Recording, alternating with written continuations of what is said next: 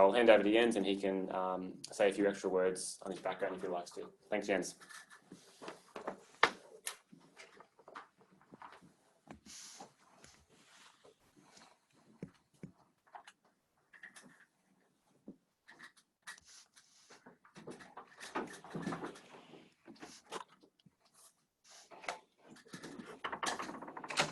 All right, well, thanks for the introduction from Tim, and thanks to all of you for joining us tonight.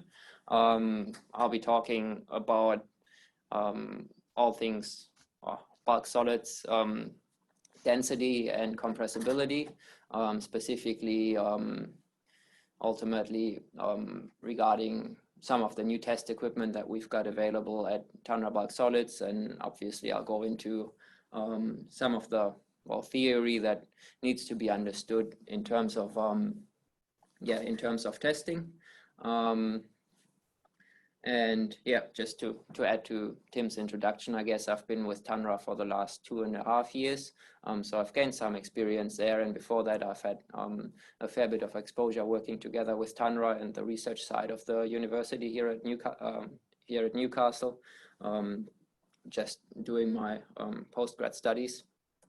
So let's have a look. Ultimately, I'll start this off just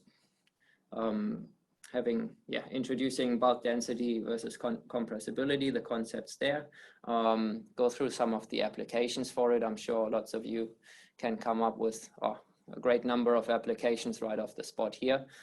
None of that is really rocket science, but I suppose a lot of it needs to be understood.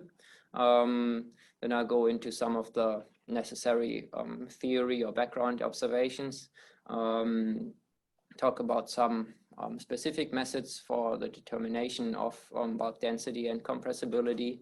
I'll compare those methods, introduce the new tester that we're currently building here at TUNRA Bulk Solids, and then show the application of mass reconciliation for large stockpiles, which will be a great application for this specific new tester. So let's get right into it. What's bulk density? What's compressibility? Well, bulk density, in essence, it's fairly simple. Density is the mass of a certain object over the volume that it takes up. In bulk materials, be it iron ore or coals or any sort of bulk materials, typically this mass itself will consist of different constituents. So I don't know if you guys can see my mouse pointer here, but I'll keep pointing throughout the presentation. So we've got those different constituents. We've got solids in here, which might be of different shape, different size, different color even maybe. That could be red and orange. We've also got some water in there, which hopefully you guys can see. There's some blue in the background here, and then there'll also be air voids within the bulk material, especially if it's loose poured. So that's kind of indicated here, but definitely on the right-hand side of that slide, we can see we'll have solids, we'll have water, we'll have air. That's the total mass, and then we've got the total volume, which is the volume that these three components take up, bringing our density equation here to basically to this. I'm not quite sure why there's an A at the bottom there, so you must forgive this first mistake. Clearly, we've got our total mass of the three constituents over the total volume, and this will be the wet bulk density. So if any of you guys has maybe a civil engineering background, you might exclude the air out of this equation, and that's certainly quite applicable and necessary for certain calculations, but really not what we're looking at today. So currently here we're including air voids, water, and the solids. Now compressibility. Compressibility has something to do with the pressures, and we see one instance of compressibility here, tire tracks on the beach, which is quite fitting for Australia. I was trying to find some Bigfoot tracks for this presentation, but I could unfortunately not come up with anything good here. So here we've got basically our sand compressed, and that's why we see those tracks here. And if we want to put that into the shape of a diagram, we'll have something like this. Again, we've got our bulk material in some sort of volume. In this case, we might start out with this vessel to the left, but then we're not interested in only the volume or only the density as it is. We're interested in what happens if we compress this volume. So we add a consolidation pressure. So in practice, you might have a plunger up here. You add some sort of pressure. What will happen as you increase this pressure? The individual particles will settle. You will find that the air voids might reduce. So obviously your air in there is compressible, so it could compress. But what is also likely to happen is those voids just get taken up by material, and the air escapes outside of our volume. The water is incompressible, so that will not really change in volume. And these individual particles in here, they could be friable, compressible. They could also be fairly incompressible under the pressures that we expose them to, if they were rocks. And then we can see that our total volume here, as we compress with this plunger, decreases, mostly due to the decrease in air voids. And then we will end up with a different bulk density for different consolidation pressures. So you can imagine we compress a little bit with a small pressure. We'll still have a lower density as if we have a really high pressure, compress it a fair bit. So that's basically the difference, compressibility versus just density. So compressibility is the whole curve of densities over different consolidation pressures. So in this this slide, basically you see is a schematic of a possible test apparatus for this, and then a measurement outcome for this. So some of the applications, again, I'm sure there are millions of applications for this. I'll talk to a couple specific ones, which later in the presentation you will see why I've chosen these specific ones. Obviously, I've got to choose bin design. I don't know if we've got a couple of people in this presentation. Actually, I'm sure we do have a couple of people in this presentation that have had exposure to other TUNRA Bulk Solids courses and may have seen this diagram before. For those that have not seen it before, do not get scared off. Really, all that we're seeing here is a bin, storage bin with an outlet at the bottom here. And then we see this bin is filled with bulk material up to the top here to, let's say this is an angle of repose. And then we see a bunch of pressures and stresses in there that for today's presentation, we don't really care about too much. But definitely this is one of the applications where in the day-to-day TUNRA work, bin design, Janica type flow properties testing, certainly we rely heavily on compressibility measurements because ultimately what they tell us a lot about the loads on these bins.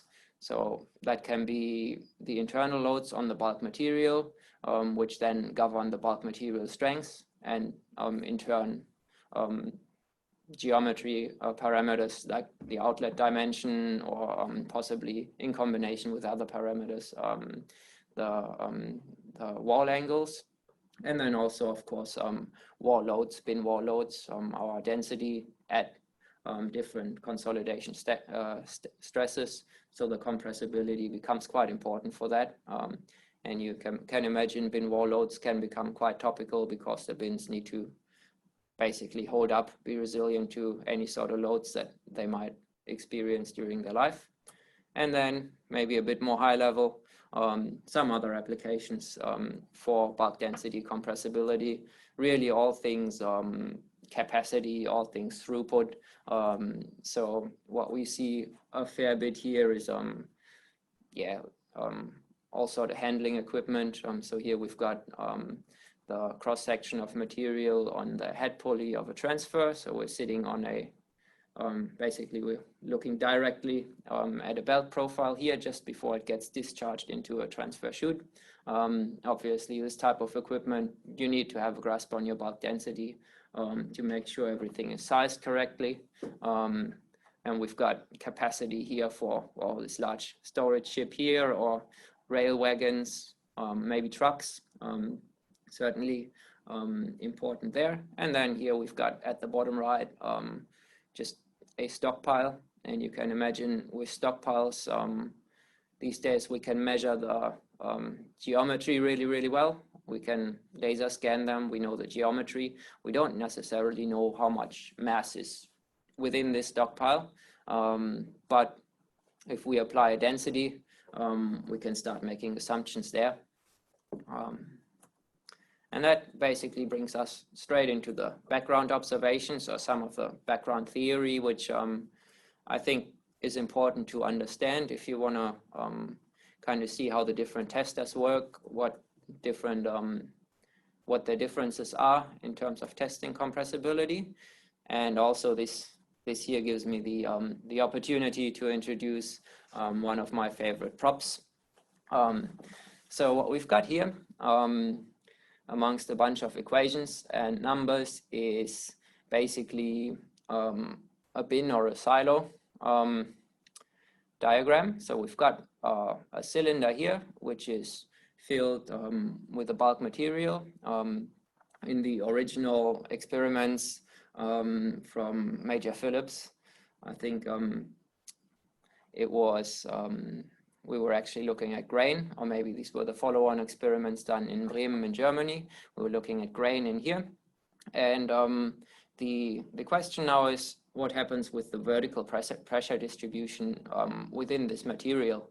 So if we were to look at the top surface here, there would be no pressure because we don't have a head pressure and consolidation pressure on this cylinder.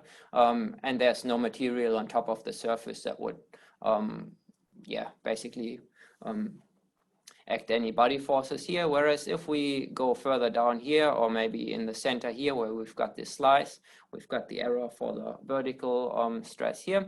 And you can imagine that our vertical stress here would be a fair bit higher than it was than the zero at the top, because we've got all this material basically resting on this slice.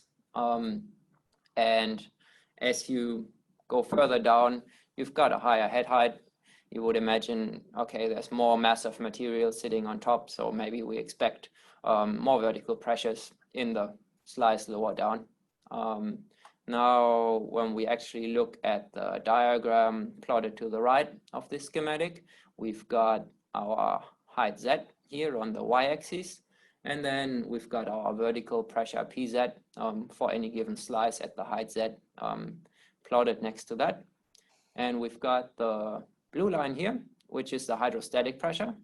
So you can imagine if this silo was filled with water, we would have a linear pressure distribution. We would have zero pressure at the surface, and then we would have a pressure that increases linearly with depth of the material of the liquid bed here, and that would just be a linear equation, specific density times height.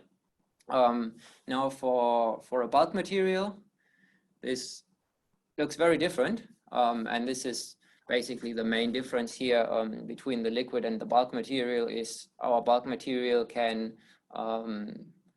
transfer shear stresses even under rest, whereas a liquid cannot do that. And I'll show you this prop. I might vanish out of the screen for a second here.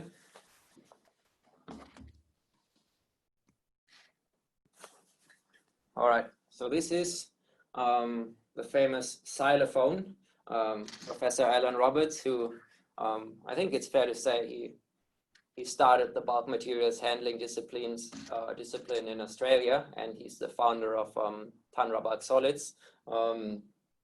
He likes to call this the xylophone, and the reason is because this cylinder is a model of a silo, and we've got this plunger here. So let's call it a xylophone. But really what we've got here is we've got rice in this cylinder, and we've got at the bottom, I hope you guys can see that, we've got this bottom really just consists of a tissue paper that is fixed to the outside excuse me, the outside cylinder with a rubber band. So there's really not much holding this rice up at all. Even though it is quite heavy, there might be maybe 1.5 kilos of rice in there. This is me guessing, maybe even a bit more than that. But the tissue paper does a good job at holding this up. It doesn't blow out. And I think that's quite astonishing. Water would probably, if I had water in here, it would probably behave quite differently. And now I'm gonna use this plunger to impart a consolidation stress, similar like you would in a compressibility test. So in essence, really all I'm doing is I'm taking this plunger, I'm putting it in here, and I will be pressing on,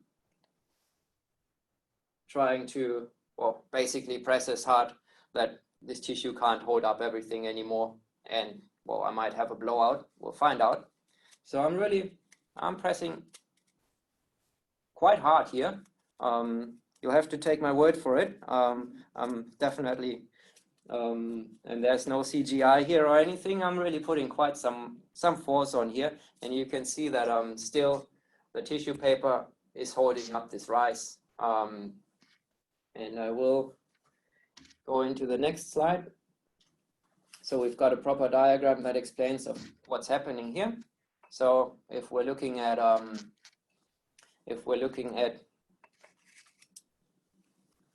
put this away for the moment. So if we're looking at the diagram to the right here, we've got that same cylinder, we've got a tissue paper at the bottom holding it all together, and we've got some sort of initial pressure from the top, and then again, of course, the body weight of the material. And you can see here, if we're looking at the decreasing line here, this is the component of the initial pressure plotted. The increasing pressure line here, that's the component just of the body weight. And you can see the body weight component increases, slows down the rate of increase until it hits an asymptotic limit here. And then from about maybe these steps here, we see even though the bed height of the material increases, this normal pressure component based off the body weight of the material does not actually increase anymore. And something similar happens in this plot with our surcharge load here. You can see at the surface level it is highest. That's like the total amount of surcharge load, all the pressure that I put on in the experiment just then. And then you can see this decreases quite quickly until it basically hits zero at about the same height where the body weight component stops increasing.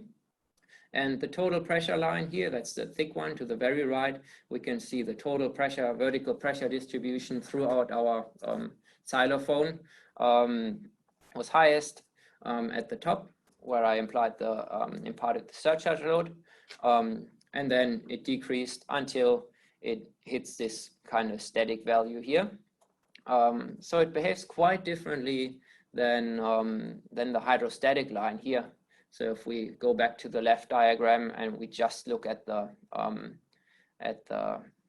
body weight forces, we've got this one here, which is the bulk material increasing rapidly, or the vertical stress increasing quickly, but then slowing down in its rate of increase. Whereas if it was water, this rate of increase would remain linear. And what's happening here is, of course, that the silo walls, the side walls of this cylinder, they take up a lot of that vertical load. So in this diagram here, we've got our shear stress acting upwards against that initial normal load. So basically, that's what's happening. In here, I can push as hard as I want on the top because these sidewalls take up this load. Ultimately, I will not be able to break the seal, the tissue seal at the bottom. That's all that is governed by the Janssen equation. Janssen was a German engineer. And basically, yeah, if you do want to do the mass, it's down here at the bottom. So basically the important factors there will be the diameter, of course, the density of the material, and then the ratio of how does a bulk material transfer the vertical stress into the lateral direction. Given that I have the xylophone here, I will do one little more experiment trying to convey the material upwards. So you will see here, I can quite easily get this material to slide down as I slowly pull this plunger. Hopefully you can see the top level there. So I moved the material down in that vessel, maybe just under 10 centimeters. But if I try and push it up, I can push it up a little bit at the bottom because this material is compressive, but then I can't get it to move any further. So I'll leave you with that little thought experiment and move on.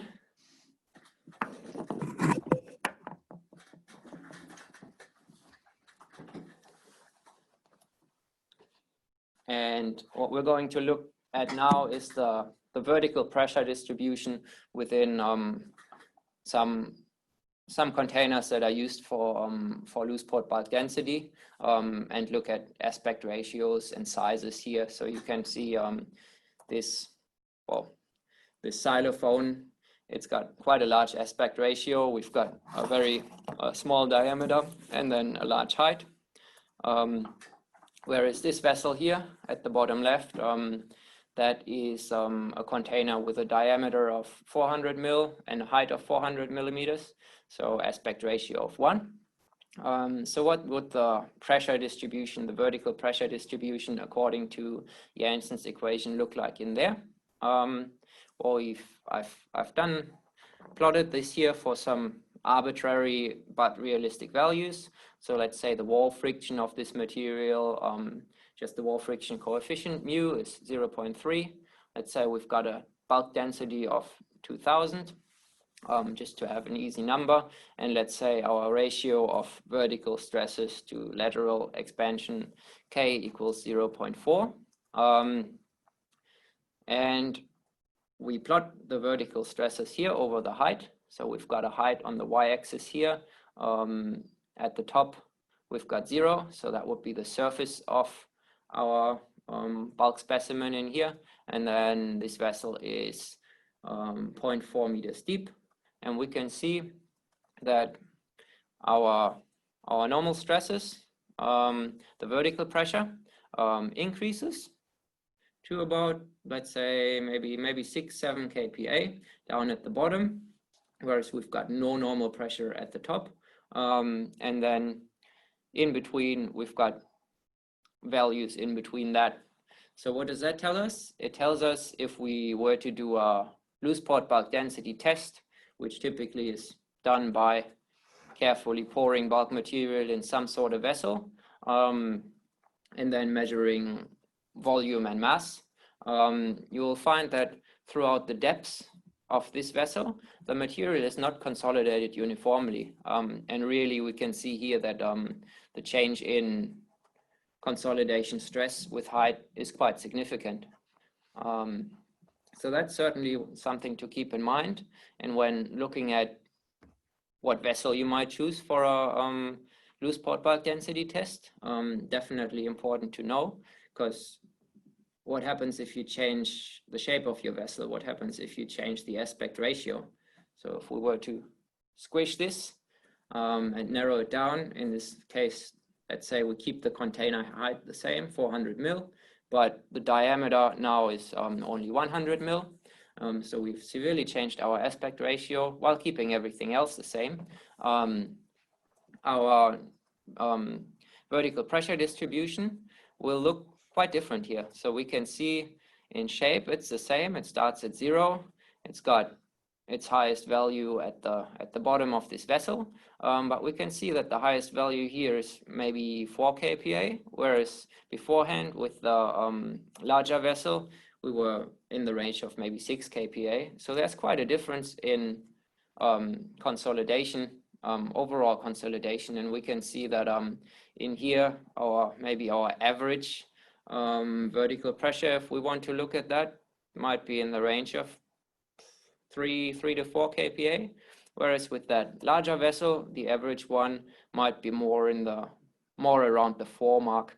So definitely higher overall consolidation. So that's definitely one important thing to keep in mind here. As your vessel changes, the consolidation stresses on your material also change, and obviously in this case it's relatively straightforward to explain. Here we've got relatively less surface area of the outside vessel that takes up some of that vertical stress, whereas here where we've got a very narrow vessel, the relative surface area to this outside confining container is larger, and ultimately therefore it takes up more of those vertical stresses, and the bulk material itself experiences less of them. So let's have a look what happens for this particular container if we add a consolidation load at the top. So in this case, we go back to the aspect ratio 1 container, same friction, same density, and we've got a initial surcharge load here of 16 kPa. And if we look at the plot to the right, again on the y-axis we've got the height, and then we've got the vertical pressure plotted on the x-axis. If we just look at the body weight component here, that's exactly like the very first plot that I showed you. The body weight component increases from 0 to a value here in the range of maybe 6 kPa. And we can also see this is not a linear increase. The rate of increase slows down, just as we would expect based on the Janssen equation. So if we look at our preloading here, we can see it's highest at the top where the stress is imparted on the material, in this case 16 kPa, and we can see it also just as the body weight forces increase, the preloading forces decrease. In this case, if we add them up, the total here, the magenta line, we can see in this specific case our bulk material is actually consolidated uniformly throughout the whole height, the whole depth. So this is a very special case, which would be not typically found within a compressibility test, or if it was found, it's only found at one certain point. So for example, if we go ahead and increase our consolidation pressure at the top, in this case to 150 kPa, we can see again highest pressures at the surface, and then because now we've got a very high consolidation pressure on the surface, which then decreases, we end up with quite a disparity in vertical pressure throughout this sample, from a top of 150 kPa to at the bottom only 100 kPa, and whatever the material's body weight does in this case becomes almost negligible. So if you've got a compressibility test pressing on the top with 150 kPa nominal consolidation pressure, that's really not what your material sample sees in this confined vessel. So increasing that pressure to 250 kPa, the same trend continues. And you can see here the change in vertical pressure throughout the layers actually has a magnitude of about 100 kPa here. It sees 250 kPa at the top, but then it really only sees 150 some kPa at the bottom. Okay, so now that we've kind of talked about what the main influences are, how the aspect ratio of the vessel matters, let's have a quick look at some of the methods, how we actually determine both loose spot bulk density, but also compressibility currently. And you'll see why I find it important to stress the different aspect ratios. So here we've got the laboratory setup that we would use for bin design, our typical TUNRA testing, flow properties testing. So this uses, this is always done in conjunction with Janica shear testing. You can see we've got a quite small vessel here. So this one's only 63.5 millimeter in diameter. It's 20 mil tall. And you can imagine, given that it is only this small, it can only take a small material top size. So the top size of the material that goes into this cell is 4 millimeters, which is consistent with what we'd be testing in the Janica shear testers as well. And you can see this vessel is quite flat, and that somewhat reduces the change in vertical stresses throughout a vessel, throughout this vessel. So I'm going back, maybe, let's see. Let's take this one. So we can see this vessel here with an aspect ratio of 1. We could see there was about a change of 50 kPa throughout the depths. That would be the non-uniform consolidation within that material, whereas our Janica type bulk density tester is a lot less deep. So it might only be, let's convert this, so that is 400. That one has an aspect ratio of 1 to 3, so about maybe 0.1 of a meter, a bit more than this. So the top of that vessel would still be the surface, but the bottom would be at about 0.1 of a meter here. And you can see our discrepancy in vertical pressure is maybe half the magnitude, a little bit less than half the magnitude than what we would have with a taller cell. Skipping back to this one, and then this is the typical setup. So here we consolidate using just weights. It's a manual process, and we get a curve like this one. We can see the bulk of the change in bulk density with normal stress happens in this region between 0 to maybe 10-20 kPa, and then after that the bulk density will remain more or less static throughout higher consolidation loads. The typical test here will go up to 50 kPa. We can do tests higher than that. So that's a typical one that we use in conjunction with bin design. Now we've got this larger machine here.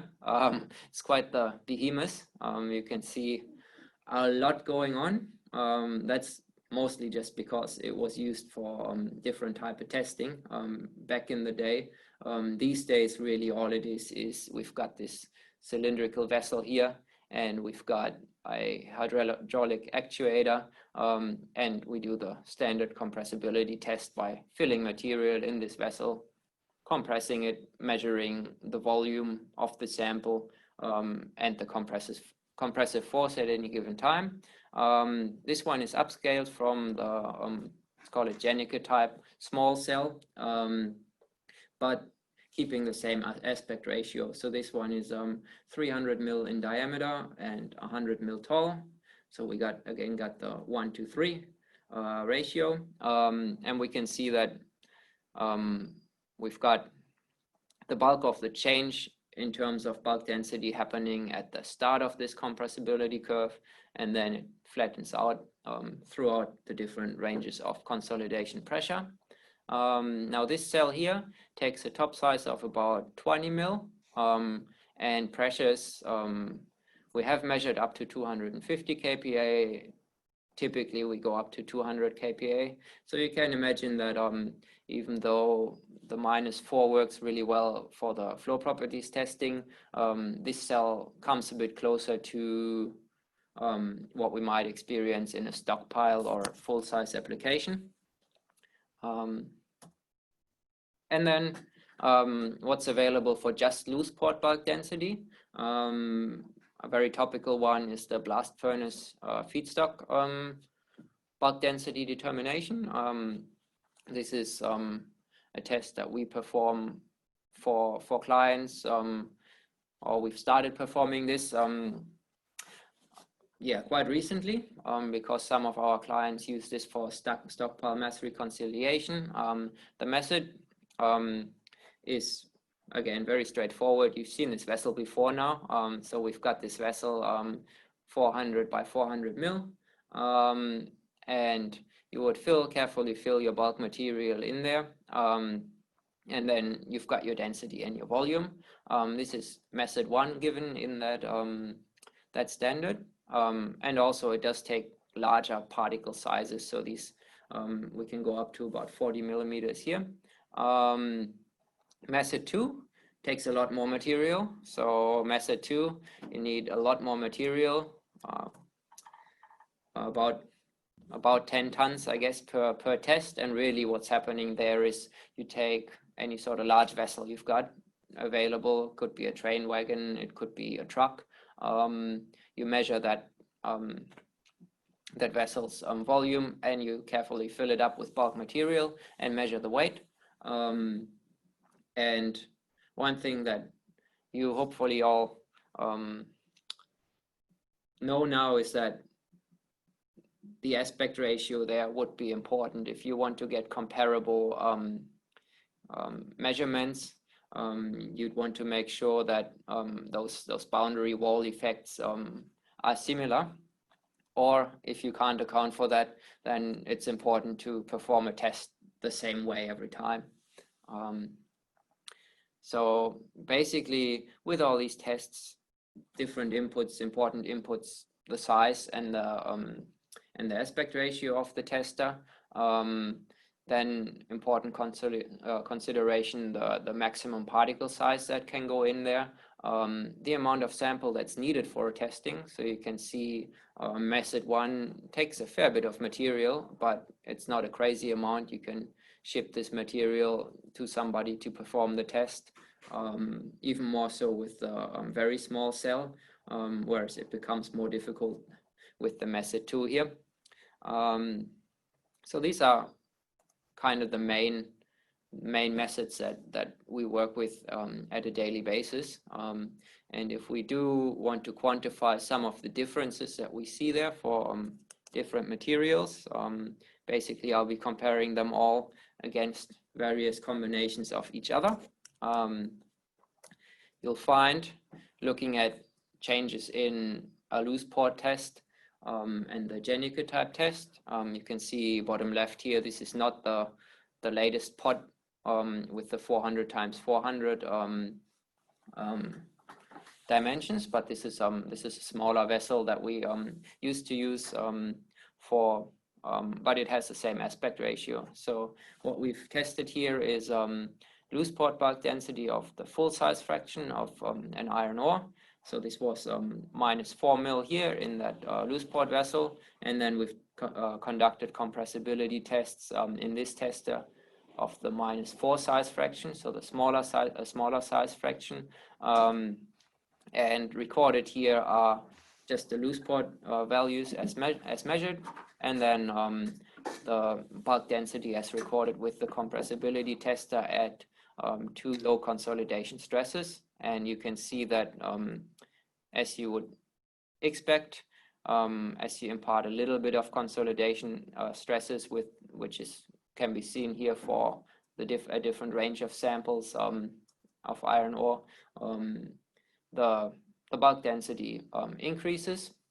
But we're really not comparing apples with apples here, because you can see we've got the difference in particle top size, and then we've got the difference in one of the vessels tests with a surcharge load, and one is just a loose port bulk density, even though I guess the differences in aspect ratio might account for these effects to some extent, but we definitely need to single out these parameters. So this is just a gold ore where similar tests were performed. This time a larger discrepancy in particle top sizes, so 25 mil in the loose port cell, -4 in the small cell, and you can see the same trend. And you might say this gold ore might have been less compressible as well. So this is another factor that might be overlaid here to the changes in particle top size and in consolidation. So let's isolate some of it at least. I've used the different testers here. So we've got the Jens tester here, which is the very small cell. And then we've got our large bulk density tester here, this behemoth. And what we've tested is the whole compressibility range for the same bauxite at increasing moisture contents, full size in the large cell, and then -4 in the small cell, to get a grasp of what's the difference in behavior here. How does a small size fraction of a bulk material behave differently than the larger particles? And you can see the difference is significant. So you can see in the large cell, the 7% full size moisture material has not turned out to be very compressible, and the ranges here are from maybe 1460, 70 to just above 1500 in the large cell full size material. Now, if we take the equivalent moisture of the -4 material, put it in the small cell here, we can see that this curve looks very different. So this gives us very high compressibility of the fines content. We see very low bulk density initially without any consolidation, and then already at low consolidation values here, this fines material actually becomes higher in bulk density than the full size material. And then for the 10% moisture here, that solid blue line tested in the full size in the large tester, again looks very similar to what we've seen for the 7% moisture, just overall slightly higher density, whereas the comparison to the -4 fraction of this material again is very different. So we see higher bulk density right off the bat, and we can see also much higher compressibility. So we can see how the bulk density changes a lot compared to the full size fraction. So definitely the takeaway here, size fraction matters a fair bit when looking at these tests. And comparing some of the loose port results. Now here, basically what we've done is we've used the new loose port bulk density pot that we designed to adhere to the blast furnace standard, and compared what happens if we just perform a loose port bulk density test with the existing large bulk density tester. So there is no consolidation happening, no external actors. It's just material carefully poured in there and mass and volume recorded. And what we can see here for a bauxite, in this case, these tests were performed for a bauxite. We can see that the ISO conform test, which is this vessel up the top left, basically results in higher measured bulk densities than the one we got out of our loose port bulk density, large bulk density testing vessel. And that's true for both moistures here. And I guess this is to be expected if you keep in mind the differences in vertical pressure distribution throughout these vessels. So we've got a difference in about around the 10% mark of relative error here. Now let's have a look at the new tester. Now this new tester was designed specifically with the idea that you want a test that can perform ISO standard conform loose port bulk density tests, but then also can be directly used to add compressibility to this curve. So instead of just testing the loose port in a vessel itself, we add a normal stress and we measure the whole curve. And it becomes quite large, quite a big beast. So you can imagine we've got this vessel here, 400 by 400. We've got about maybe 100 kilos of iron ore to fill in there and to consolidate. So this is the concept. Ultimately, you'd fill material in this vessel. You slide this vessel under a hydraulic actuator, and you measure what's happening. And then there's some additional equipment required that you see in the background here. So there will be a drum to make sure we can make up different moistures of this largish volume of material. There you've got to be quite careful as you rotate and mix this material. You don't want to degrade it. And then you see this funnel up the top here, which serves to make sure it is actually a loose port bulk density test. So we don't want to just dump our material in there and maybe just by dumping starting to compress it. So there is, well, the other method to do it would be to shovel the material in there carefully, using a little shovel, making sure you're not dropping it from the top, but almost placing the material in there. Or you could use some help here in terms of a hopper, very steep in this case, and we've done some tests to just make sure this method works well. So I'll show a little video here. It's a bit crazy in perspective, but what we're looking at here is basically this circular shape. That's the top ring of this funnel here. It's filled with bulk material, and then that whole thing is sitting in the test vessel. It's going to be lifted up, and thereby we're ensuring that the material is flowing out the bottom loosely without being compacted by excessive drop height or anything like that. So this is what it looks like. Wonder if this video will play, and then I'm very much hoping that on your end it won't come through too jittery.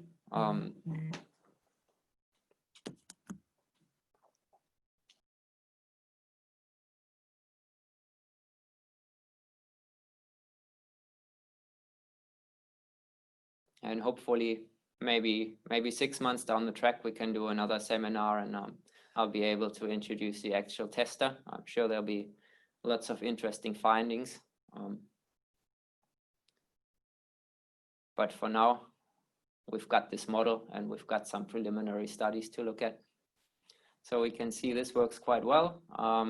Some of you that work with wet and sticky ores might have already found a shortfall in our plans here. Once that material, if it is very cohesive and gets very wet, it will still pose some problems. Now this funnel is steep enough that it should discharge well in most conditions, but depending on what the material is, there might still be some shoveling of material required in the end. Now to the final point, mass reconciliation, which definitely important, and with this new tester we can get a lot closer towards actually getting sensible measurement values, real world values to then input into models. So this is specifically looking at stockpile mass estimation. Some common practice for some of our clients certainly is that you do determine the shape of this stockpile with laser scanning. You can be highly accurate there, and then they might apply a constant bulk density to that. They multiply their volume by a bulk density of maybe 2000, and that's the amount of mass that gets reported as in stock, stockpiled, about to be shipped, what have you. Now, clearly, looking at all of this and bearing in mind we don't have a confined vessel here, even though pressure transfer might still occur within the material, but given that material is compressible, and at this top surface here, that material is not seeing any consolidation stress, you might expect that the bulk density of the top layers of this pile would be a lot lower than the bulk density within the center at the bottom, where it sees the consolidation of all the material sitting on top of it.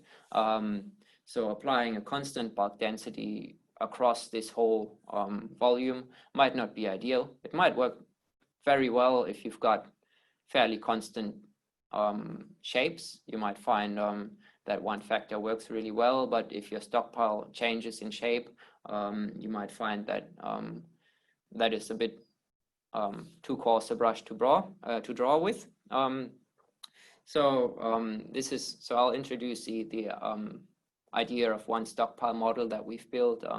So ultimately, inputs stockpile surface scan and a compressibility function. Compressibility function just gives us the density depending on some sort of compressive stress.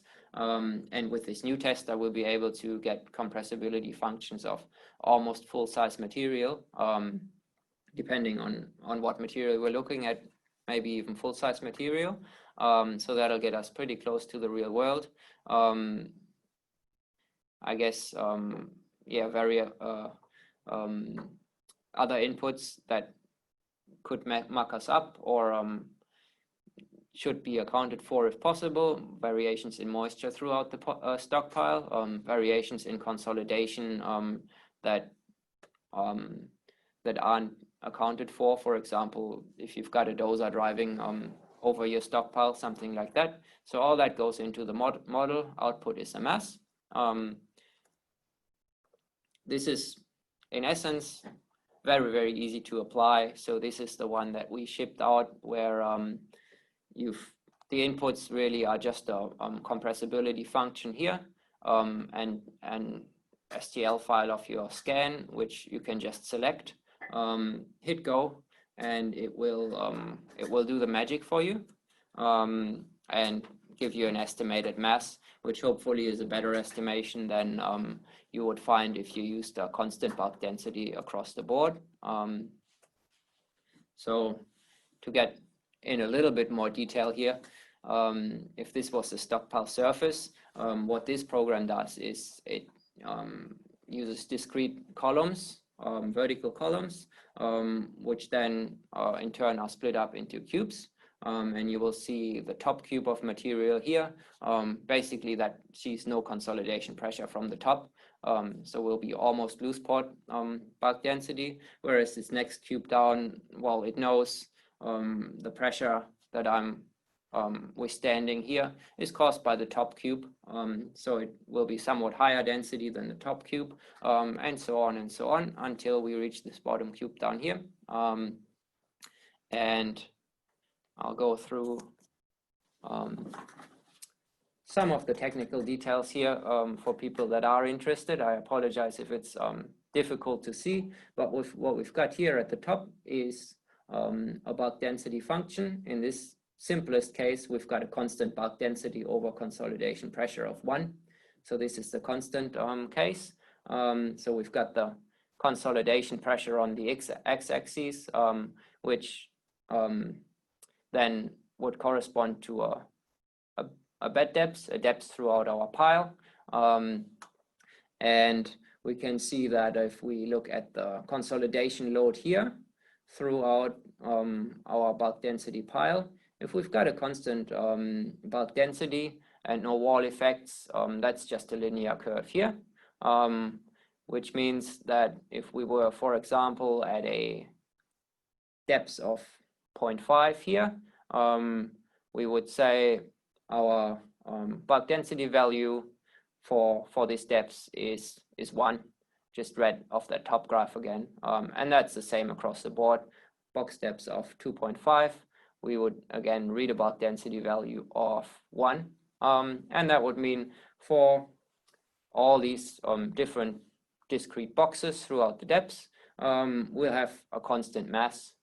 Whereas if we then get a bit more detailed and we add a proper compressibility curve here, where we can see for low consolidation, we've got low bulk density, and then for higher consolidation, that bulk density increases. We can see that our consolidation load over the depths throughout our pile is not linear anymore. We can see initially it will increase slower than a linear curve would, and then it will start overtaking that linear curve, which then means that the bulk density throughout our box depths also changes. So at the top surface, we'll have a bulk density, a low bulk density, almost corresponding to the loose port, and then as we increase in bed depths, as we go lower into this pile, we will find that our bulk density increases. So this curve has almost, well, it's got a similar shape as our initial bulk density curve input, but it is not the same. And then our actual mass contained within each cubes in a discrete cylinder going down in our stockpile will also change. So the top cube in this example will have 160 kilograms, whereas if we go further down the pile, down here to 1, a depth of 1, we'll have maybe about 200 kilograms, and then at the very bottom of the pile, that same box, which has the same volume, will have maybe 240 kilograms of material contained within. And that's basically the whole idea of this model. Now I've got just one more curveball to throw your way in terms of the mechanics within a stockpile. And this is not addressed in this model, is addressed in other models, and I just want to throw it in there and kind of run through it relatively quickly, just to make sure that everyone understands how bulk materials always keeps us on our toes. So if we are looking at a stockpile, this is a stockpile experiment that Professor McBride did in Newcastle in 2001. So he made a stockpile out of gravel, and what he was interested in is what is the actual load at the bottom, at the base of this stockpile. So here we see the stockpile after discharge, but initially you can imagine before discharge it was a perfect cone, and he had pressure sensors underneath at different positions underneath this stockpile. And the measurements were quite interesting. So let's have a look at this graph to the left here. So we are basically looking at the radius of the stockpile here, with the center being at 0. And then going out towards the outside of the stockpile. And then we're looking at vertical pressure on the y-axis here. So that's the pressure measured at the base of this stockpile. And we can see the hydrostatic norm, again, just looking at water as a reference. You would expect at the center of this stockpile, where it's tallest, you'll have the highest vertical pressure. And that would then decrease as the stockpile height decreases towards the outside, basically maybe like an A shape. Now, what was actually measured within the bulk material in this experiment was an M-shaped distribution. So the pressure would increase from the outside with increasing bed depths of the stockpile, but then it would dip back down in the center, come back up, and then go back down to zero at the outside of the stockpile. So it's not directly mirroring the A shape of the stockpile itself, but there is more going on. There is lateral stress transfer. So hopefully that will be the next stockpile reconciliation model will be able to take that into account. But I definitely found that very interesting and just wanted to chuck it in there as a bit of a very interesting observation. So yeah, maybe this makes it a bit clearer than my wild hand gestures. So this will be our stockpile. The red line here would be the hydrostatic norm, but really what happens is this M-shaped distribution underneath the stockpile, because there is stress transfers in all directions happening here.